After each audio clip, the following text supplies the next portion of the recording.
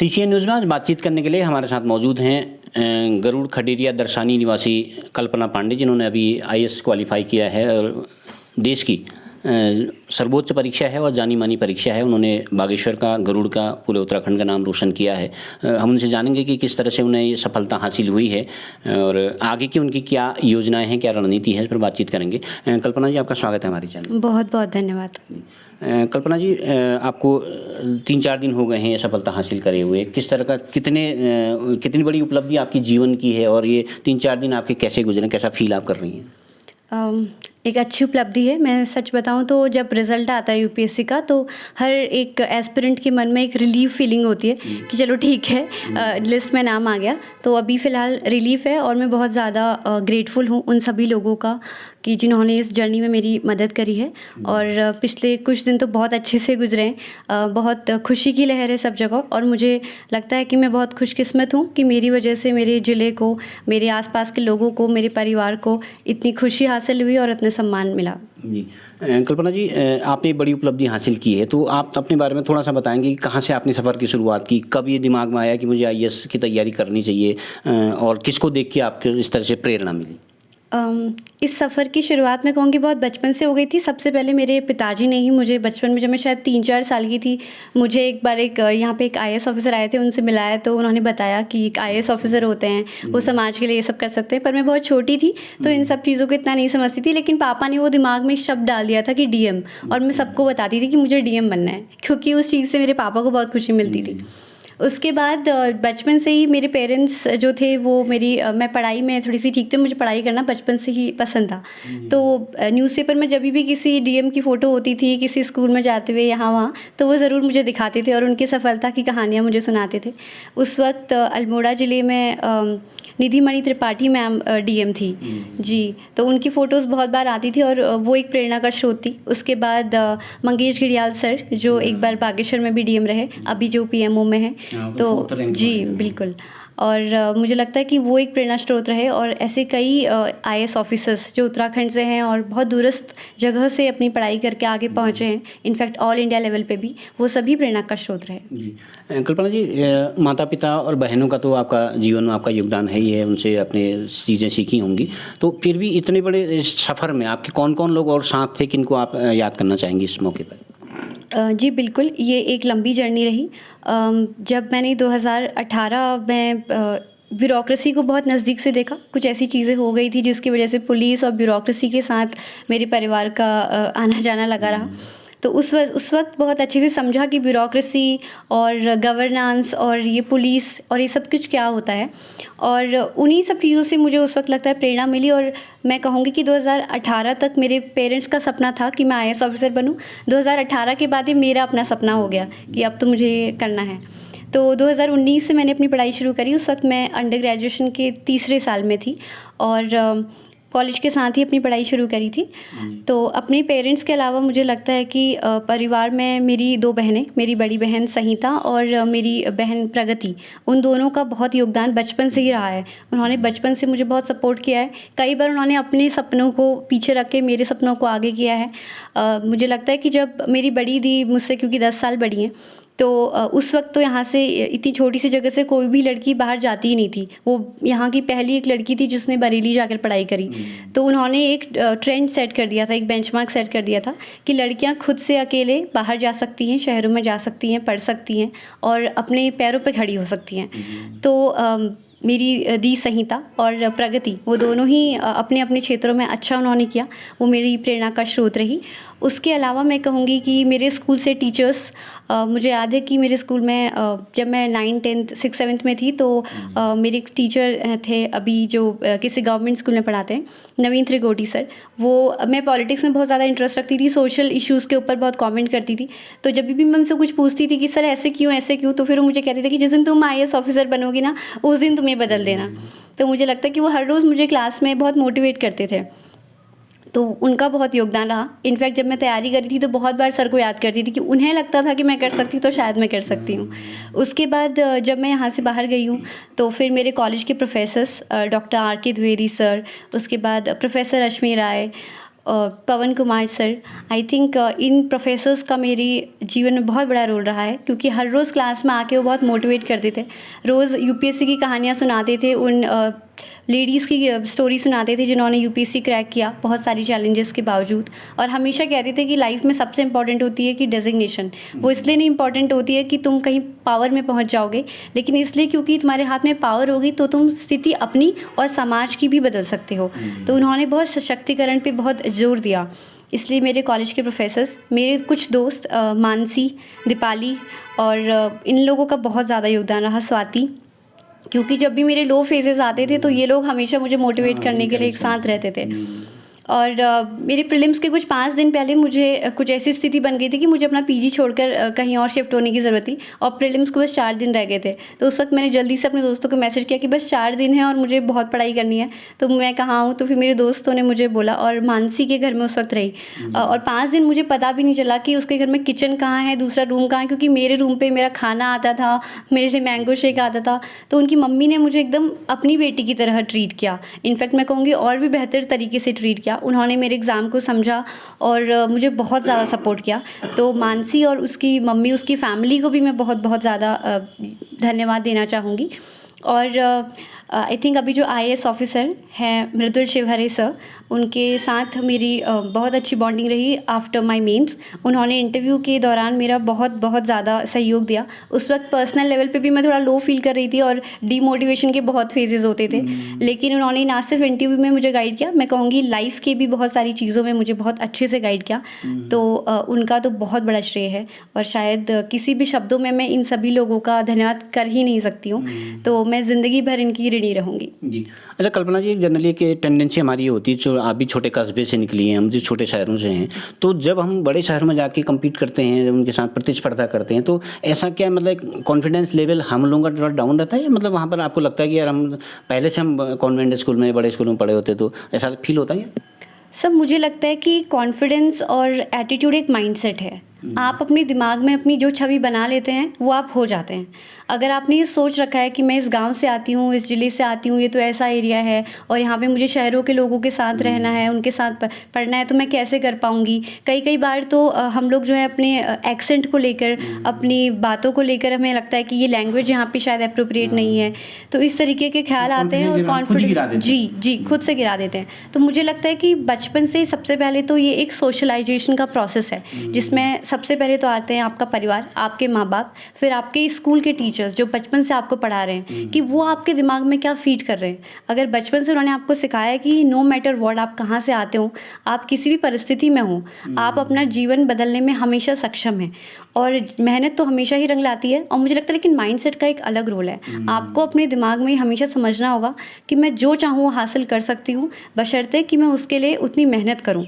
और मुझे लगता है कि जब आप बहुत मेहनत करते हैं तो फिर आपका जो पूरी प्रकृति है वो आपकी मेहनत में आपका सहयोग करती है। कहीं ना कहीं से रास्ते खुल जाते हैं उन सारे स्टूडेंट्स को जो कहीं रूरल एरिया से आते हैं, गाँव से आते हैं। मैं यही कहूँगी कि आप अपने दिमाग में खुद को हीरो समझिए। आप समझिए कि मैं बेस्ट हूँ, मुझे जो भी आता है, चाहे आप अपनी मातृभाषा बोलते हो, अपनी खड़ी बोली बोलते हो, आप उसमें प्राउड फील कीजिए, क्योंकि ये भी हमारी एक हेरिटेज है और इसको भी संभालना हमारी जिम्मेदारी है। तो अगर आपको अपनी जो भाषा है वो अच्छे से आती है तो ये भी एक गर्व की बात है, और आप उसमें बिल्कुल शाई फील ना करें। और जब भी आप शहरों में कॉम्पीट करते हैं तो कंपटीशन मुझे लगता है कि टैलेंट का कम और हार्डवर्क का हमेशा ज़्यादा रहता है। तो आप हमेशा अपनी मेहनत करते रहिए और अपने आप को किसी से कम कभी भी मत समझिए। और हर बच्चा अपनी एक किस्मत साथ लेकर आता है, फिर आप कहीं से भी आते हो और आप उसे बिल्कुल बदल सकते हैं अपनी मेहनत से। तो मुझे लगता है कि अपना कॉन्फिडेंस हमेशा वेयर कीजिए। कल्पना जी, आप सामाजिक इश्यूज़ पर भी इंटरेस्ट रखती हैं और आप उत्तराखंड से हैं, बागेश्वर से हैं, तो आपको उत्तराखंड की कौन सी ऐसी एक प्रॉब्लम लगती है जिसको आप लोग लगता है कि यार मैं तो इस पोजीशन पे हूँ तो मुझे इसको बदला जाना चाहिए या मैं बदल सकती हूँ? आपको क्या ऐसी प्रॉब्लम लगती है? सर, क्योंकि उत्तराखंड का 86% हिस्सा जो है वो पहाड़ी क्षेत्रों में है, पहाड़ी एरिया है, तो मुझे लगता है कि ज़्यादातर जो चैलेंजेस हैं, जो परेशानियां हैं उत्तराखंड में, वो इसी चीज़ों से रिलेटेड हैं।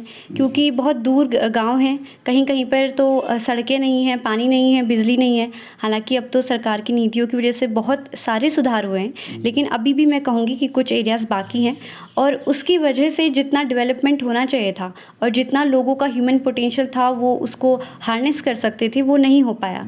तो उसी से रिलेटेड बहुत सारी चैलेंजेस हैं। मुझे लगता है कि एजुकेशन और हेल्थ, ये 2 एरियाज़ हैं जहाँ हम लोग अभी भी बहुत पीछे हैं, क्योंकि ये सारी चीज़ें कनेक्टिविटी से जुड़ी हुई हैं। अगर आज मैं अपनी ही यहीं की बात करूँ तो मुझे 10वीं के बाद बाहर 11th-12th एक अच्छे स्कूल से पढ़ने के लिए जाना पड़ा। फिर अगर मुझे कॉलेज करना था तो मुझे दिल्ली यूनिवर्सिटी जाना पड़ा, और हर किसी बच्चे के लिए इतना अफोर्ड कर पाना भी मुश्किल नहीं होता, क्योंकि इतने रोज़गार के यहाँ पे स्रोत नहीं हैं उत्तराखंड में। और हर वक्त माँ बाप जी कर भी नहीं पाता। और फिर एक चीज़ होती है कि आप अपनी बेटी को अकेले यहाँ से दिल्ली कैसे भेजेंगे, क्योंकि और भी बहुत सारी जिम्मेदारियाँ एक परिवार के पास होती हैं, और एक सेफ्टी का कंसर्न होता है लड़कियों को लेके खासकर। तो मुझे लगता है कि ये सारे इश्यूज़ जो हैं वो एजुकेशन और हेल्थ अगर इम्प्रूव हो सके तो बहुत अच्छी होगी। आपकी एक बात मैं बीच में सुन रहा था कि आपने कहीं लेक्चर दिया या कहीं पर इंटरव्यू दिया था, तो आपने पलायन को भी बहुत बड़ी समस्या बोला था। तो कब पलायन पर आपका क्या दिमाग में ऐसी थीम है, कोई ऐसा मॉडल है जिससे आपको लगता है कि पलायन रुक सकता है? जी, पलायन तो बहुत ही अहम हिस्सा है उत्तराखंड का, क्योंकि अगर हम देखें तो जितने भी बॉर्डर वाले विलेजेस हैं वो सब घोस्ट विलेजेस बन चुके हैं। 700 से ज़्यादा घोस्ट विलेजेस हैं उत्तराखंड में। सभी गांव में ताले लग गए। लेकिन सरकार की नई योजना जो कि वाइब्रेंट विलेजेस जो स्कीम है बॉर्डर विलेजेस के लिए, वो एक बहुत अच्छा पहल है इस दिशा में। और मैं कहूँगी कि पहाड़ों में टैलेंट की कोई कमी नहीं है। यहाँ के लोग मेहनती वे हमेशा से रहे हैं। तो सबसे ज़रूरी होगा कि हम जो अपनी संस्कृति है उसको बचाकर उससे रोज़गार पा सकें। जैसे एक एपेंड प्रोजेक्ट करके एक प्रोजेक्ट चला है जिसमें कि महिलाएं एपेंड बनाती हैं, और वो दूर दूर गाँव की महिलाएं अपने घर में एपेंड पेंटिंग्स बना रही हैं और फिर उन्हें जो है मार्केट कर रही हैं। जी, मार्केटिंग कर रही हैं जी। और फिर उत्तराखंड में ही हम देखें तो 1 डिस्ट्रिक्ट 2 प्रोडक्ट का जो है भी चलन चला है, जिसकी वजह से हम अपनी लोकल जो कंबल हैं, थुल्लम है, और जो भी हमारी लोकल चीज़ें हैंडीक्राफ्ट्स बनते हैं, उन सब चीज़ों को मार्केट कर रहे हैं। तो अगर यहीं रहकर लोग अपनी ही टैलेंट को और अपनी ही जो धरोहर है उसी के साथ कुछ बेहतर करके रोज़गार पा सके, तो मुझे लगता है ये बहुत अच्छा अवसर होगा। बिल्कुल। कल्पना जी, आप भी एक महिला हैं, तो पहाड़ में जो है महिलाओं का एक बड़ी समस्या मानी जाती है। महिलाओं में जितना बोझ रहता है काम का, तो आपके दिमाग में ऐसा कोई मॉडल है कि कैसे उनके बोझ को कम किया जा सकता है, कैसे उनको और बेहतर रिलीफ मिल सकता है? जी, इसी से जुड़ी एक और चीज़ मैं यहाँ पे हाईलाइट करना चाहूँगी कि कोविड के दौरान एक बहुत ही शर्मनाक चीज़ थी कि उत्तराखंड का डोमेस्टिक वायलेंस में वो नंबर 1 पे दिख रहा था कि घरेलू हिंसा के मामलों में उत्तराखंड में सबसे ज़्यादा केसेस आए। तो मुझे लगता है कि ये भी पलायन से, क्योंकि हम इससे पहले पलायन की बात कर रहे थे, उसी से जुड़ी एक कड़ी है। और इस बात की भी कि औरतें कितनी दबी हुई हैं पहाड़ों में, वो सबसे ज़्यादा मेहनती हैं।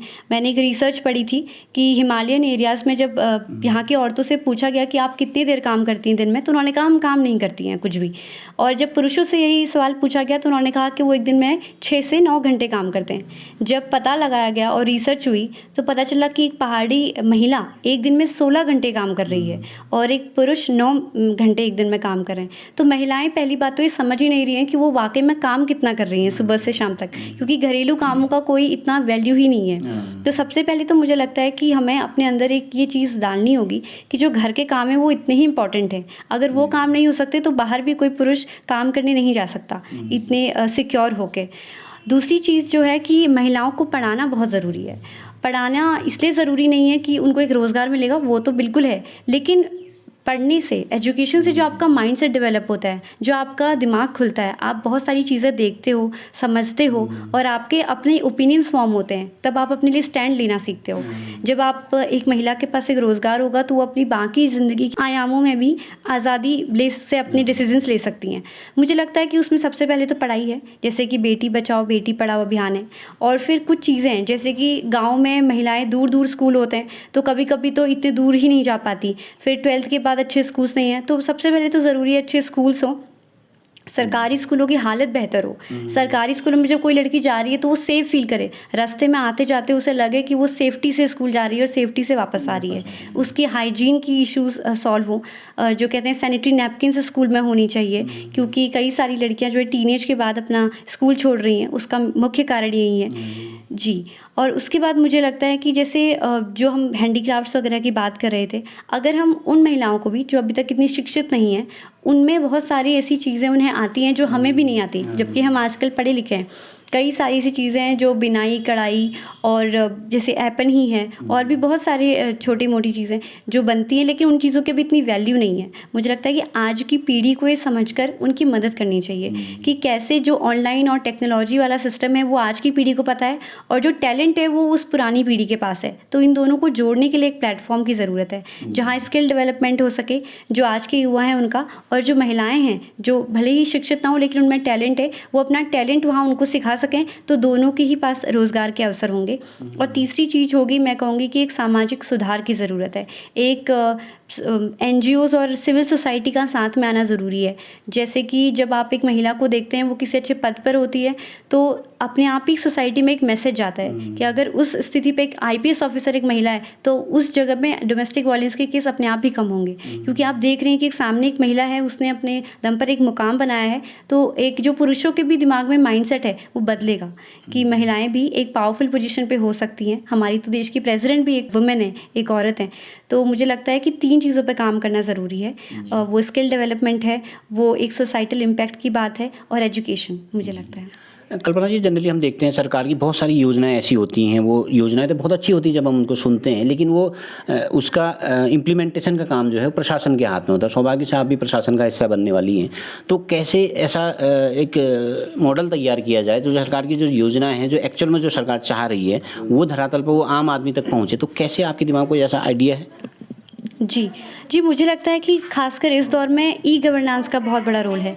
जो टेक्नोलॉजी है उसमें जैसे कि हम देखें तो उदय ऐप है और उमंग ऐप हैं। ये सारी जो चीज़ें हैं जिसकी वजह से आप एक क्लिक पे सरकार की नीतियों तक जान सकते हैं, पढ़ सकते हैं, और कई चीज़ें आप ऑनलाइन रजिस्टर कर सकते हैं। फिर एक और चीज़ जो है, जैसे कि अगर हम अभी खाने की उसमें हम देखें तो जो राशन कार्ड की जो स्कीम है, जिसमें कि महिलाएं अपने के नाम पर राशन कार्ड होता है, वो जाकर राशन अवेल कर सकती हैं। ऐसी छोटी छोटी चीज़ें हैं जिससे कि गवर्नेंस नीचे तक पहुंचती है। मुझे लगता है कि इन दोनों के बीच में एक गैप इसलिए हो जाता है क्योंकि ब्यूरोक्रेसी हमेशा से थोड़ी एलीट रही है। हमें लगता है कि ये आईएएस ऑफिसर है तो इनके साथ पहुँचना ही बहुत मुश्किल है, उनसे मिलना ही बहुत मुश्किल है। तो कई जगह पे एक टोकन सिस्टम की स्कीम चलती है जहाँ पे एक आईएएस ऑफिसर से टोकन लेकर कभी भी बात कर सकते हैं। सिमिलरली मैंने उधम सिंह नगर के आईएएस ऑफिसर के बारे में पढ़ा था कि वो एक जो है जनता दरबार करते हैं हर सैटरडे संडे। मुझे लगता है इस तरह के छोटे छोटे जो जनता दरबार है वो होने चाहिए जहाँ पब्लिक अपनी समस्या लेकर आए और उनका उसी वक्त निवारण हो सके। और उसके बाद मुझे लगता है ई गवर्नेंस का इस वक्त बहुत अहम रोल है। तो मुझे लगता है कि टेक्नोलॉजी को पहाड़ों तक पहुँचाना बहुत ज़रूरी है। तो टेक्नोलॉजी अगर अडॉप्ट की जाए तो योजनाएं आसानी धरातल पहुँचाने में आसानी। जी बिल्कुल, चाहे वो कृषि में हो या फिर वो एजुकेशन में हो या कोई भी और चीज़ हो, वहाँ तक अगर आप टेक्नोलॉजी पहुँचा दें, इंटरनेट पहुँचा दें, तो बहुत सारी समस्याओं का मुझे लगता है निवारण हो सकता है। बहुत अच्छे विचार कल्पना जी। कल्पना जी, इस बीच हमने देखा कि आपसे जब आपको ये उपलब्धि मिली तो बागेश्वर की जिलाधिकारी अनुराधा मैडम भी यहाँ पर आई है, उनका बड़ा अच्छा स्टेप, उसको सराहना भी हुई, तो विधायक लोग भी आए, बड़े जनप्रतिनिधि आपके पास आए, तो कैसा आपको लगा, कैसा फील आपने किया इस बारे में? जी बहुत अच्छा लगा, क्योंकि ये सब लोग हैं जिनके बारे में आप पढ़ते हैं और सुनते हैं न्यूज़पेपर्स में, और जब आप एग्ज़ाम लिखते हैं तो आप इतना सब कुछ सोच कर नहीं लिखते हैं कि एक दिन ऐसे होगा।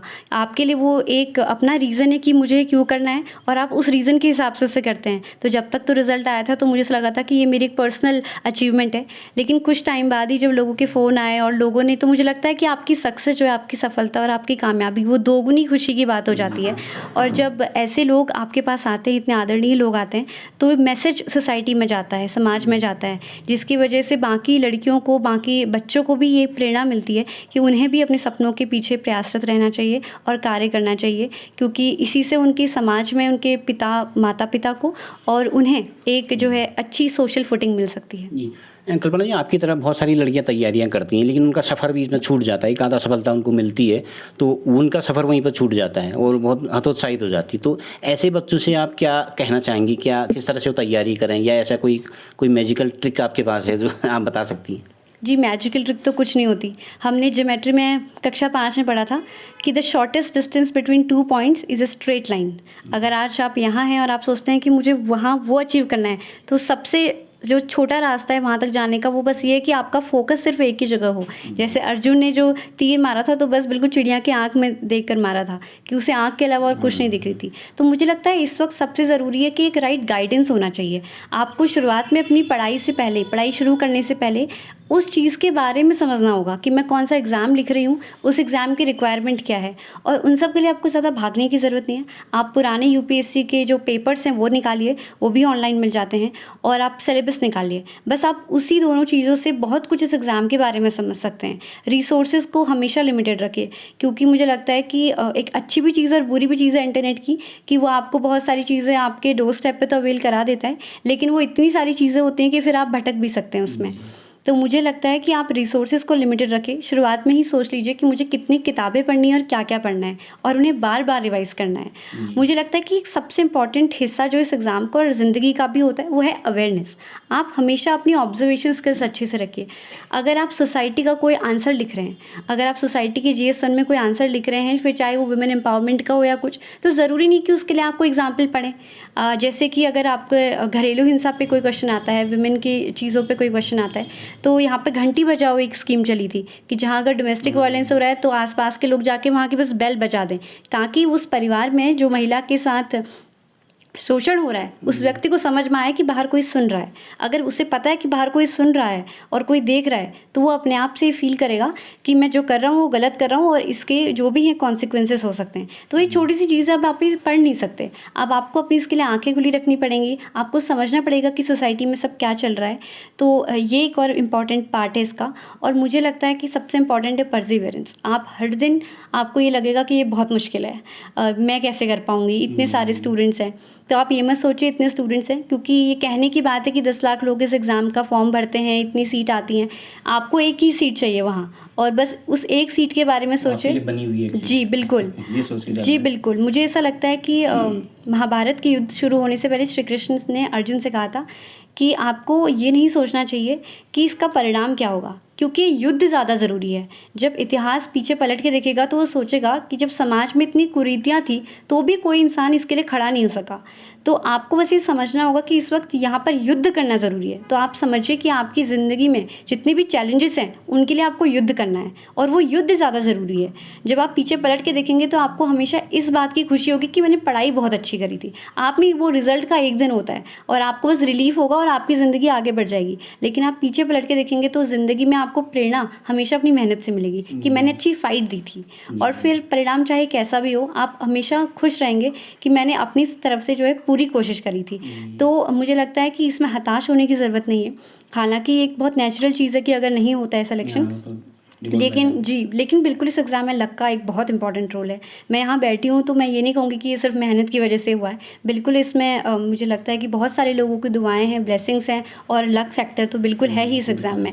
जी, तो बस अपने रिसोर्सेज लिमिटेड रखिए, सिलेबस अच्छे से पढ़िए, प्रीवियस ईयर क्वेश्चंस अच्छे से पढ़िए, और ऑनलाइन रिसोर्सेज का बहुत वाइजली आप यूज़ कीजिए, और निरंतर प्रयासरत रहिए। जो एक कंसिस्टेंसी है वो हर रोज़ होनी चाहिए, कि हर रोज़ 7 से 8 घंटे पढ़ रहे हैं। हालांकि मैं एक और चीज़ कहूँगी कि हर रोज़ पढ़ाई के साथ साथ 1 घंटा 2 घंटा आप उन चीज़ों को दीजिए जिसमें आप अच्छा फील करते हो, आपकी जो हॉबीज़ हैं। फिर चाहे वो छोटी सी चीज़ जैसे गाने सुनना हो, या आप वॉक पे जाते हो, या आप कुछ पेंटिंग करते हो, या लिखते हो, जर्नलिंग करते हो, उन सब चीज़ों को बिल्कुल टाइम दीजिए, क्योंकि उससे ना सिर्फ आपका क्रिएटिविटी बढ़ती है आपके दिमाग की, आप रिलैक्स भी फील करते हैं पूरे दिन भर की पढ़ाई के साथ। और उन सभी अभ्यर्थियों को जो परीक्षा लिख रहे हैं, उनसे कहूँगी कि बहुत अच्छी फाइट दीजिए, और बिल्कुल ईश्वर आपके साथ हैं, और प्रयासरत रहिए। जी कल्पना जी, जनरली जब हम आपके बारे में सोचते हैं, तो आपने तो अपने आप को प्रूव कर लिया कि आप बहुत अच्छी पढ़ने वाली बच्ची हैं। तो जनरली हम ये सोचते हैं, तो हमको यही लगता है कि आप सिर्फ पढ़ती होंगी। तो आपकी लाइफ की और हॉबीज़ क्या हैं? क्या मतलब आप खेलना कूदना, या फिर और गाने सुनना, इस तरह की मूवीज़ देखना, क्या ऐसे भी आपके शौक़ हैं? जी, बिल्कुल, पहली बात तो मुझे नहीं लगता कि मैं बहुत पढ़ने वाली बच्ची हूँ। ये बिल्कुल एक मिथ है, क्योंकि मेरी लाइफ में भी फेलियर्स आए हैं। ऐसा नहीं है कि मैं हमेशा से बहुत टॉपर टाइप की बच्ची थी, ऐसा बिल्कुल नहीं है। हालाँकि मैंने स्कूल के शुरुआती दौर में अपनी पढ़ाई में अच्छा किया, लेकिन मैंने लो फेजेज़ भी देखे हैं। ऐसा नहीं है कि मैंने अपनी क्लास 11th में मेरी फ़िज़िक्स में कम पार्ट आ गई थी फाइनल एग्ज़ाम में, लेकिन वो मेरी ही गलतियों की वजह से आई थी। मैंने उस वक़्त पढ़ाई को इतना सीरियसली नहीं लिया था, और उसके बाद जब मैं दिल्ली यूनिवर्सिटी गई तो कुछ प्रोफ़ेसर्स ने मेरे अंदर वो मोटिवेशन डाली थी कि तुम तो अच्छी बच्ची हो, तुम्हें तो बिल्कुल पढ़ाई करनी चाहिए और ये सब, तो वापस वो पढ़ाई का फिर से एक दौर शुरू हुआ। लेकिन ऐसा बिल्कुल नहीं है। और फेलियर्स, मुझे नहीं लगता कि कोई भी इंसान है जो शुरू से टॉपर है एंड तक टॉपर है, क्योंकि आपकी लाइफ में लो और हाई हमेशा रहता है। तो ये एक तो बहुत बड़ा मिथ है टॉपर वाला, और अब तो बहुत सारे स्टूडेंट्स इसको डिबंक कर चुके हैं, तो ये अपने दिमाग से हटा दीजिए। मुझे लगता है कि टॉपर आप तब बनते हैं जब आप दिमाग में सोच लेते हैं कि मैं टॉपर वाली मेहनत करूँगा। तो टॉपर एक वो नहीं है कि आपका रिजल्ट में नाम टॉपर है, टॉपर है कि आपने मेहनत टॉपर वाली करनी होनी चाहिए, तो आप मेहनत वाली कीजिए। लेकिन बिल्कुल मैं बहुत नॉर्मल लड़की हूँ, और मैं मूवीज़ देखती हूँ, मैं बाहर जाती हूँ, घूमती हूँ अपने दोस्तों के साथ। इनफैक्ट जब पढ़ाई भी कर रही थी तो कुछ कुछ दिन ब्रेक्स लेकर अपने दोस्तों के साथ बाहर जाती थी। एक एक जैसे एग्ज़ाम का फेज़ ख़त्म होता तो मैं बिल्कुल बाहर जाके उनके साथ पार्टी करती थी। मेरी हॉबीज़ हैं, मैं ऐप एंड पेंटिंग करती हूँ, जर्नलिंग मैं हर रोज़ करती हूँ, और ऐसे कई सारी चीज़ें, जैसे म्यूज़िक मुझे पसंद है, मैं गाने गाती हूँ, सुनती हूँ, और ये सारी चीज़ें हैं। तो बिल्कुल एक नॉर्मल लाइफ मैं जीती हूँ। और लेकिन इसका मतलब ये नहीं है कि आप पढ़ाई के दौरान बहुत ज़्यादा इन चीज़ों को एक्सप्लोर कर सकते हैं, लेकिन हाँ, हर रोज़ इसके लिए बिल्कुल समय निकाला जा सकता है। कल्पना जी, हमने आपके बारे में तो जान लिया। थोड़ा सा मैं आपसे चाहूँगा कि कुछ सोशल इश्यूज़ पे, इस पर आपका बहुत इंटरेस्ट रहता है। छोटे-छोटे सवाल मैं आपके जानना चाहूँगा कि इस पर आप क्या राय रखती हैं?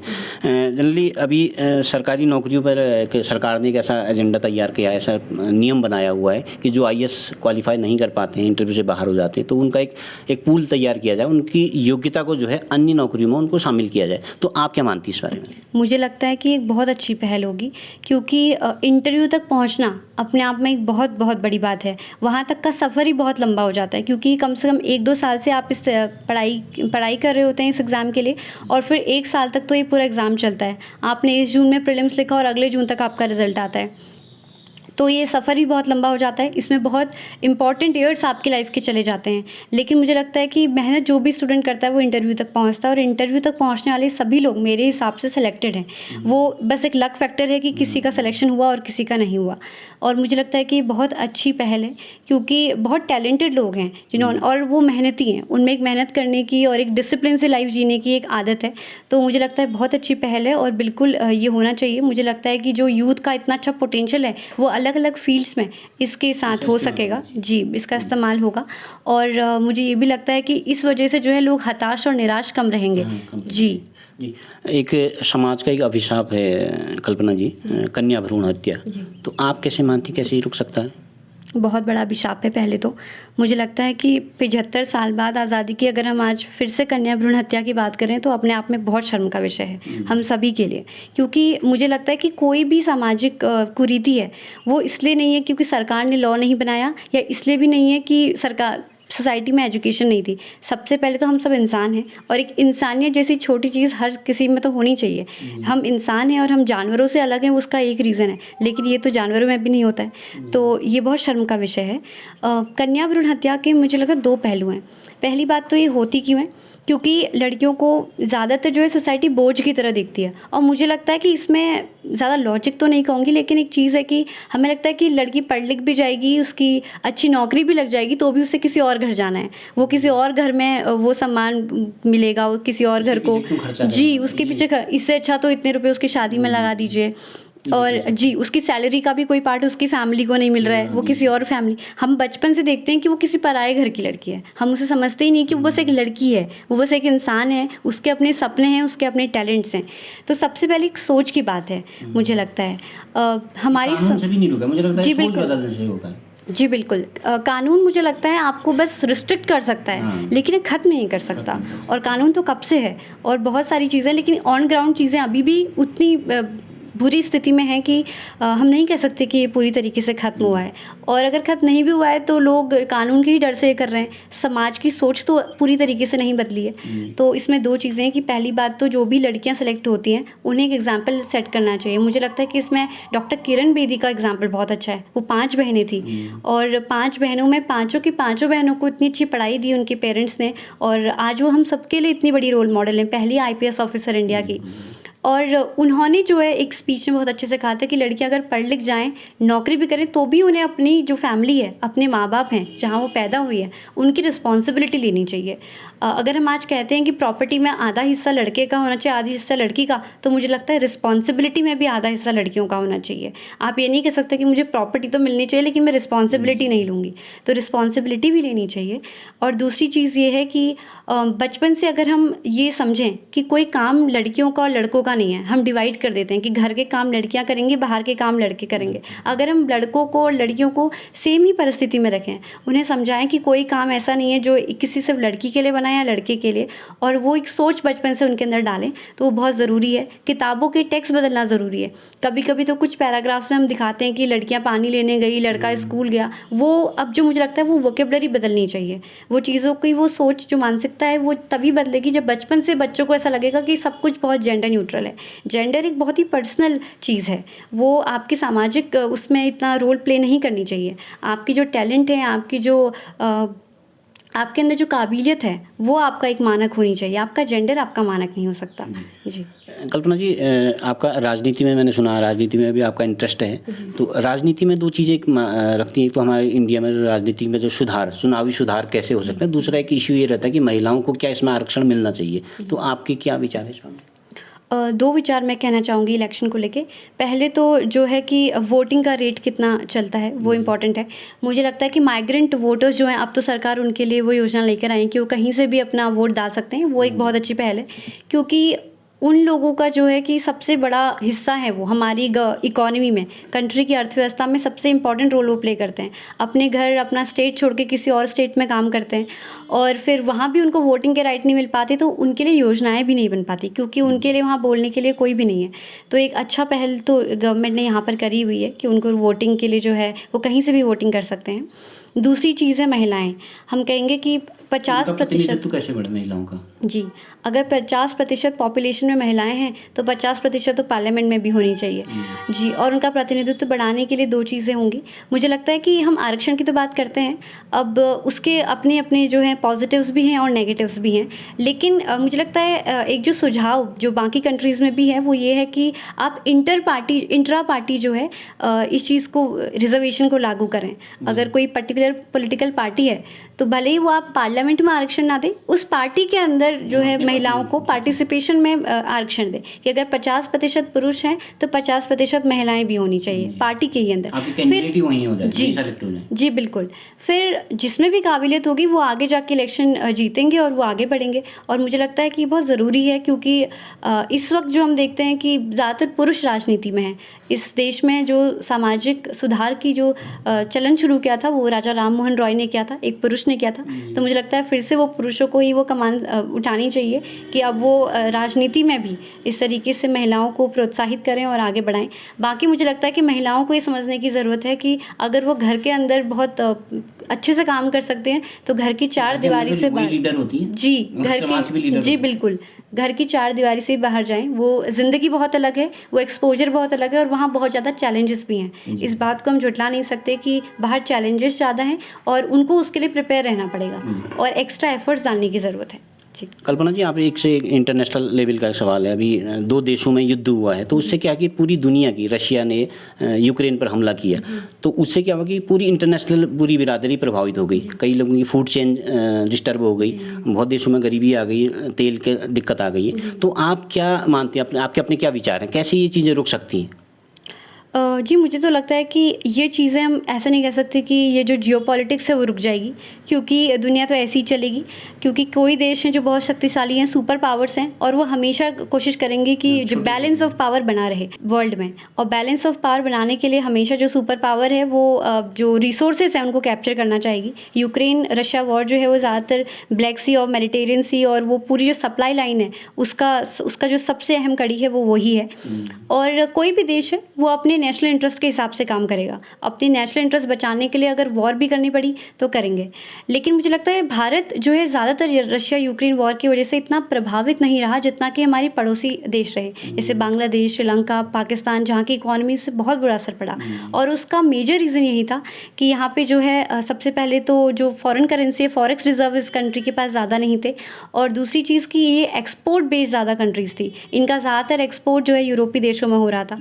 लेकिन हमारे यहाँ पे जो है आत्मनिर्भर भारत के तहत हमने बहुत सारे सुधार लाए, बहुत सारी नीतियाँ लेकर हम लोग आए, और उन वजह से चीज़ें बढ़ी जो रुकी। और दूसरी चीज़ कि जो इंडिया की जो मल्टीलेटरल पॉलिसी है, मल्टीपोलर वर्ल्ड ऑर्डर में हम हैं, और हम अलग अलग देशों के साथ अपने संबंध बहुत अच्छे से बना रहे हैं। इस वक्त भारत एक इकलौता मुझे लगता है देश है जो वर्ल्ड में एक पीसफुल पावर की तरह राइज कर रहा है, और वो हमने इस वक्त भी बनाया हुआ है, क्योंकि हम रशिया और यूक्रेन दोनों ही में अभी तक हम किसी गुटनिरपेक्ष वाली जो पॉलिसी जी बिल्कुल बहुत प्रभावी जी बिल्कुल वो बहुत प्रभावी है। और आत्मनिर्भर भारत की ओर मुझे लगता है कि हमें सख्ती से और कदम बढ़ाने चाहिए और मेक इन इंडिया को प्रमोट करना चाहिए। जी थैंक यू कल्पना जी। एक लास्ट सवाल आपसे, आजकल आप यूथ हैं तो यूथ में एक क्रेज लिव इन रिलेशनशिप का है, तो आप कैसे इस चीज़ को देखते हैं? कई लोग इसको बहुत बुरा मानते हैं, कई लोग इसको बहुत अच्छा भी मानते हैं, क्योंकि आज़ादी है, हमारा संविधान इस तरह की आज़ादी देता है, तो आप कैसे मानती हैं, क्या देखती हैं? जी, जैसे आपने कहा कि संविधान हमें इसकी आज़ादी देता है कि हम अपना लाइफ पार्टनर चूज़ कर सकते हैं और किसी भी पार्टनर के साथ रह सकते हैं, और सुप्रीम कोर्ट ने भी माना है कि ये लीगल है। और उसमें महिलाओं के लिए भी अब कुछ ऐसी चीज़ें हैं कि वो अपना अधिकार दिए गए हैं, जैसे कि एक शादी में भी होता है। मुझे लगता है कि भारत हमेशा से एक बहुत ट्रेडिशनल सोसाइटी रही है। यहाँ के लोगों की सोच बहुत ट्रेडिशनल है और बहुत कुछ हद तक कंजर्वेटिव भी मैं कहूँगी। लेकिन क्योंकि हम आगे बढ़ रहे हैं, प्रोग्रेसिव सोसाइटी का भी हम पार्ट हैं, हमारा जो एक यूथ है वो बहुत प्रोग्रेसिव भी हो रहा है, तो उसकी वजह से जो है ऐसी चीज़ें अब आने लगी हैं जो मैं कहूँगी कि मॉडर्न इंडिया का पार्ट है। और लिव इन रिलेशनशिप अब बहुत कॉमन है मेट्रो सिटीज़ में। मुझे लगता है कि लिव इन रिलेशनशिप को दो तरीके से हमें देखना चाहिए। पहले तो ये कि एज ए सोसाइटी हम अपना माइंडसेट प्रोग्रेसिव रखें, कि अगर आज का यूथ है और उन्हें लगता है कि वो एक उम्र के बाद ये चुनाव कर सके कि उन्हें किसके साथ रहना है, तो हम उनको सपोर्ट करें। दूसरी चीज़ मुझे लगता है उन लोगों के लिए होगी जो लिव इन रिलेशनशिप में हैं। हमें समझना होगा कि हम किस सोसाइटी का पार्ट हैं और हमें किस तरीके से वहाँ रहना चाहिए। हम इतने भी मॉडर्न नहीं हो सकते कि हम भूल जाएं कि हमारी वैल्यूज़ क्या हैं और हमारे संस्कार क्या हैं, तो उन चीज़ों को भी साथ में लेकर चलना चाहिए। मुझे लगता है कि ये दो तरह की कड़ी है, और अभी एक गैप है, एक जनरेशनल गैप है, एक अंडरस्टैंडिंग का गैप है, पर जैसे जैसे हम आगे बढ़ेंगे मुझे लगता है कि एक स्थिरता इन चीज़ों में आएगी। और मुझे लगता है कि लिव इन रिलेशनशिप्स ठीक है क्योंकि लीगल हैं, लेकिन जो भी हैं यूथ हैं उन्हें हमेशा समझना चाहिए कि ज़िंदगी का ये एक हिस्सा हो सकता है, ये ज़िंदगी नहीं हो सकती, और हमारी वैल्यूज़ और हमारा जो कल्चर है हमें उसको कभी भी छोड़ना नहीं चाहिए, उसके साथ चलना चाहिए। जिस सोसाइटी में हम हैं हमें समझना चाहिए कि हमारी बाउंड्रीज़ क्या हैं, और उन बाउंड्रीज़ में रहकर ही हम अपनी जो है अधिकारों का पालन करें और अपनी जो राइट्स हैं उनको फॉलो करें। जो इंग्लिश में कहावत है कि my right to move my hand ends where your nose starts, तो जहाँ आपकी नाक शुरू होती है वहाँ मेरी हाथ को हिलाने की आज़ादी बंद होती है, तो मेरा हाथ हिलाना आपकी नाक को हर्ट ना करे। तो उसी तरीके से मुझे लगता है हमें इन चीज़ों को देखना चाहिए। थैंक यू कल्पना जी, आपने हमसे बातचीत के लिए वक्त निकाला, इसलिए बहुत बहुत धन्यवाद। बहुत बहुत धन्यवाद आपका। Thank you. तो आप थी गरुड़ दर्शानी बागेश्वर खडेरिया गांव की कल्पना पांडे जी, जिन्होंने IAS अभी क्वालिफाई किया है। 102वीं बहुत अच्छी उनकी रैंक है, और उनके नेक विचारों से भी हम अवगत हुए, हमें परिचय हुआ उनसे। तो हम उम्मीद करते हैं कि भविष्य में इसी तरह से उत्तरोत्तर प्रगति करें और बागेश्वर का, उत्तराखंड का नाम रोशन करें। CCN न्यूज़ के लिए गरुड़ दर्शानी खडेरिया से मैं सुरेश पांडे।